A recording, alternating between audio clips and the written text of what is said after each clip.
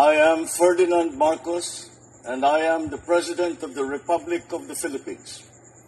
I stand today on behalf of 110 million Filipinos. Hello people and hello universe, it's me again. Hi everyone, shout out sa mga Marcos loyalists and supporters, mga Pilipino and OFW, hello. But anyway guys, mayroon tayong upload video. Alam niyo naman ito si dating Pangulong Digong, nag-testify sa kahapon, di ba? Diyan sa hearing ng Senado na sinasabi nila na hindi daw hearing. Kasi lahat doon puro Duterte. Pati yung ibang senador, tanging bukod lang si Risa Ontiveros na talagang palaban, ano? Dilaw po yan. I am Marcos loyalist, pero hanga din ako sa kanya, sa tapang niya. Yung ibang senador wala eh. Walang kakwenta. Sorry to say, pero walang kakwenta. Now, ang video na ito guys, medyo umalma ang Malacanang doon sa sinabi ni Duterte, even the DOJ Secretary.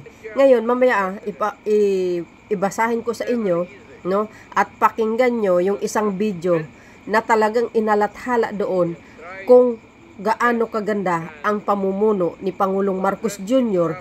Taliwas po doon sa sinasabi ni Digong na yung mga droga daw na bumalik, mga rep daw bumalik, are back. Oy, wow. It's false, guys. Mali yung sinasabi niya, no? So, alam nyo si Digong, alam nyo naman yan eh. Since na tumatakbo si Pangulong Marcos Jr., 2022, di ba? Sinisiraan niya hanggang ngayon, no? Kaya yung mga testify niya, kung napanood nyo, napakahaba ito, no? Very short lang ang kinuha ako doon sa sinabi niya, no, na ang droga daw bumalik sa panahon ni Pangulong Marcos Jr. Umalma po ang Malacanang. Kaya kinorek nila. So dahil dito, sa ginagawa ni Digong, sa totoo lang, alam nyo naman kung ano yung testify niya, talagang inamin niya. Inamin niya talaga na siya talaga ang promotor sa mga, yung kill na yan. So, dahil dito mga kababayan, no, pakinggan nyo to, piranggot na sinabi niya na ang marijuana, ang mga droga daw ay bumalik.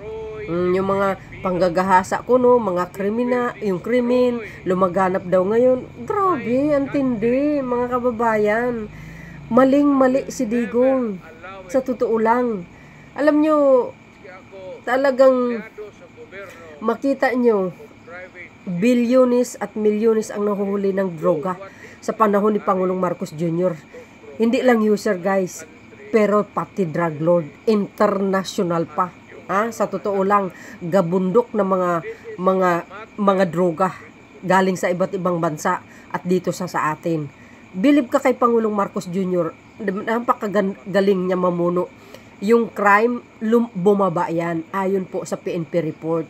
Sa totoo lang, yung mga rep, guys, alam nyo, yung mga ganitong klaseng statement ni Digong, talagang parang kumukuha talaga sa simpatsya na yung Marcos administration, no, na hindi maganda, maraming kapalpakan, parang ang dating sa akin na ganun pero maling-mali yun So dahil dyan guys, no, panoorin nyo yung binasa niya na kung saan umalma po ang Malacanang. Basahin ko sa inyo yung sinasabi ni E.S. Bersamin. Okay? To this day, I still agree with what in government have achieved. It's unfortunate that drug-related crimes are on the rise again. Every day you can read about children being raped, people getting killed and robbed. It's so false. And just recently, a drug den was raided within the Malacanang talaga lang. complex. This clearly manifests that the purveyors of this menace are back in business. Talaga lang. So ito mga kababayan, yung sinabi ni E.S. Bersamin. 'Di ba? Sabi po na courtesy po ng Channel 5 ito. Basahin po natin With due respect to the former President Rodrigo Duterte, there is no truth to his statement that crimes remains rampant in the country. You see, narinig yung kanina guys, yung statement ni Digong, di ba? False po yun. Paninira yun sa Marcos administration na ang feeling niya, yung admin niya, ang pinakamaganda. Excuse me, maganda ba yun? Ang daming namatay. Bakit? Sabi niya 6 months, tapusin niya ang droga. Bakit hindi nasunod? Ha? Lumala nga eh.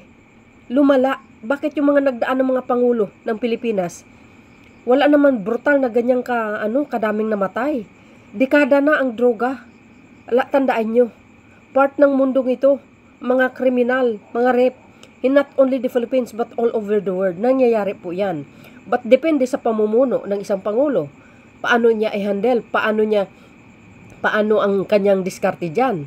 Si Pangulong Marcos Jr., tingnan nyo naman ang war on drugs niya.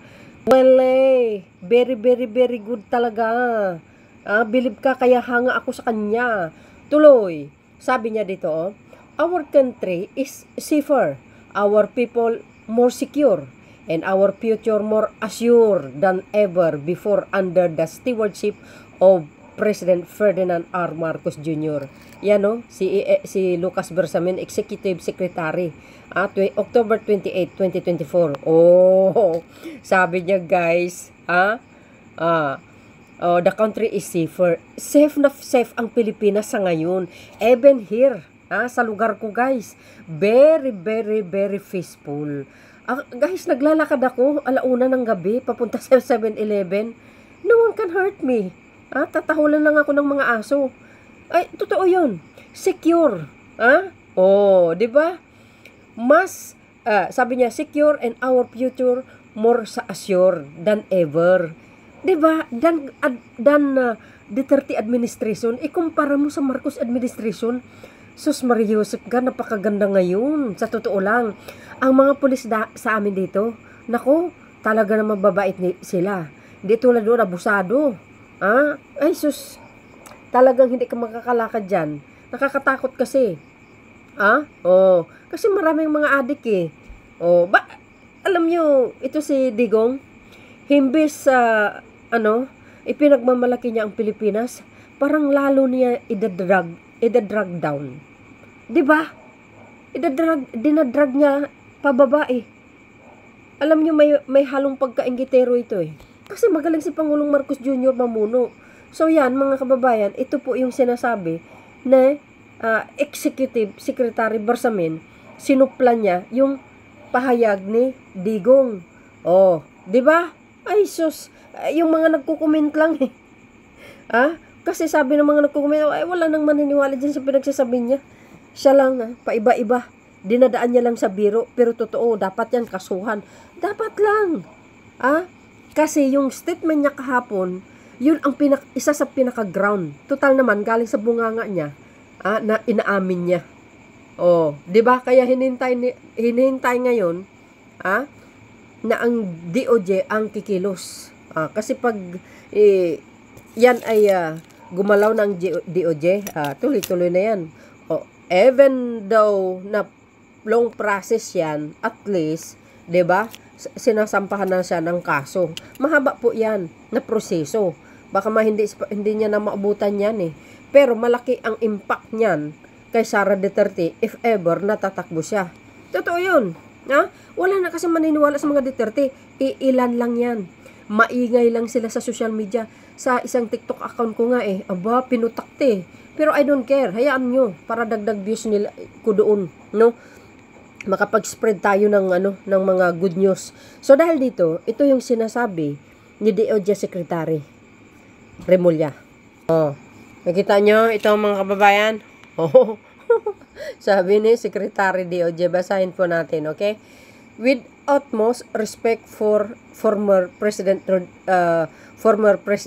Duterte's leadership, we believe that his perception of an escalating crime rate doesn't reflect the reality supported by concrete data. The peace and order situation remains a top priority for the Marcos administration. That's correct. And we are committed to assuring the Filipino people that our nation is on a path toward greater stability and security. That's correct. Yan po ang sinabi ng ating DOJ Secretary. Tama po yan. Kahit bali-baliktarin mo ang sitwasyon, kahit saan ka pupunta, magtanong ka, low crime ang Marcos administration, maganda ang pamumuno. Kaya tama yung sinabi ni Secretary Bersamin na mas maganda ang Marcos admin sa paghahandle sa crime rate. Alam nyo guys, nasa pinuno yan eh. Nasa pinakamataas, ibig sabihin sa Pangulo. Pag bara-bara ang isang Pangulo tulad ni Digong, yun ang kahihinatnan. Ang daming namatay. Hindi siya organized. Parang walang plano. Basta na lang sasabihin niya, ganito na lang, kill. Ganito ang gagawin nyo. Siyempre, yung mga pulis, sumunod naman sa sinasabi niya. Siya ang commander-in-chief eh. Hindi siya magaling na commander-in-chief. Si Digong, sa base sa aking opinion, kulang siya sa experience. Mayor lang ang karanasan niya. Ikumpara mo kay Pangulong Marcos Jr., the best. Napaka-the best. Very well-mannered pa. Ang ginawa niya sa Senado, alam nyo, binalahura niya. Pinagmumura niya, wala siyang respeto, abogado pa naman din. Alam niya ang rules, pero wala. So dahil dyan mga bes, sa totoo lang, kahit tanungin nyo sa PNP report, makita nyo, ang ganda ng daloy ng crime rate sa ating bansa sa ngayon ni Pangulong Marcos Jr. Yung kay Duterte, ay sus Mariusep, Santa Clara, Marimar.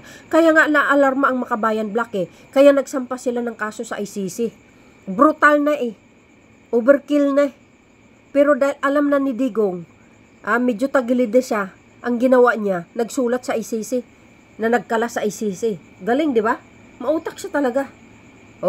Kahapon, inamin niya na may death squad. Kalaunan, hindi daw mga pulis. Samantalang unang sinabi niya, tinuro yung mga pulis sa tabi niya. Number 1 si Bato. Nung kalaunan, nasadlak siya doon sa tanong ni Senator Risa Antiveros, ay binawi. Hindi na sinagot. Mga gangs daw yung 7. Anak ng kwago. Tapos sabi ni Bato, joke. Joke-jokein mo yung mukha mo. Nasa seryoso ka ng hearing, tapos sabihin mo, joke. Excuse me, hindi pwede sa korte yan, no? So dahil dito guys, no, mayroon akong papanoorin sa inyo. Talaga ba? Talaga ba? Yung sinabi ni Digong bumalik na ang mga ngayon? Mga masasamang nilalang?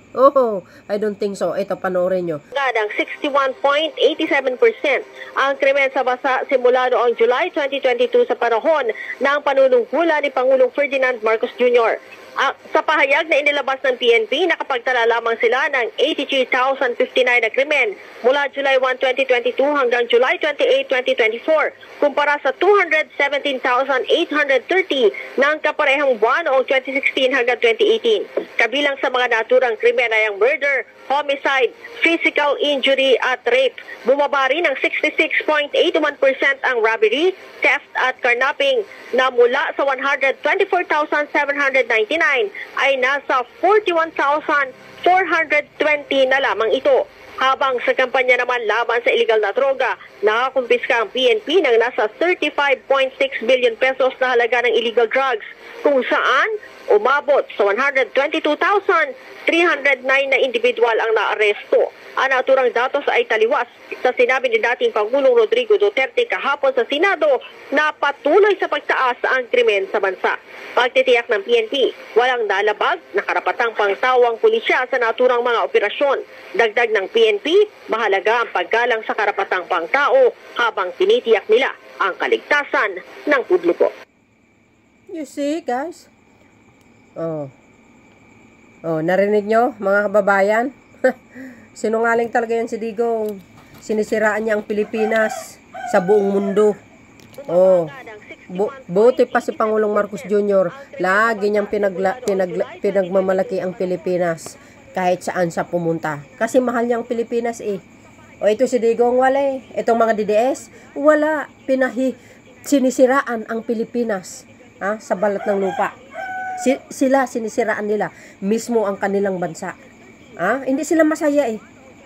Mas masaya sila pag maraming namatay, katulad ng ginawa ni Digong. So yun guys, ano po ang kapalagayan nyo? See you again on my next upload video. Bye and baboos. God bless Philippines.